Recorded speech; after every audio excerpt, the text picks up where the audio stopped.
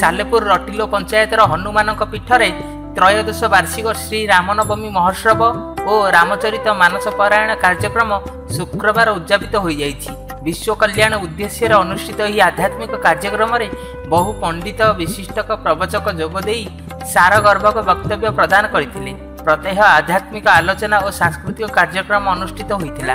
पंचमुखी Hanuman trust अध्यक्ष त्रैलोक्यनाथ पंडा तत्वावधान अनुष्ठित नवदिन व्यापी कार्यक्रम में ट्रस्टर सदस्य कर्मकर्ता तथा ग्रामवासी माने सहायता करथिले।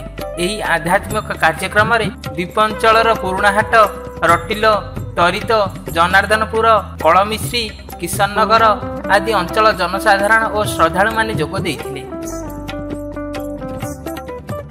आज को 13 वर्ष हम रामनवमी दिन ठारू श्रीरामनवमी महोत्सव दीर्घ 10 दिन काल ये पालन कराउछि।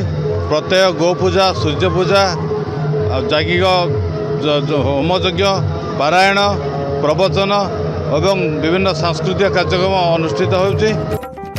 कटक जिलार महेश्वर बेहेरा रिपोर्ट सत्यम टीवी।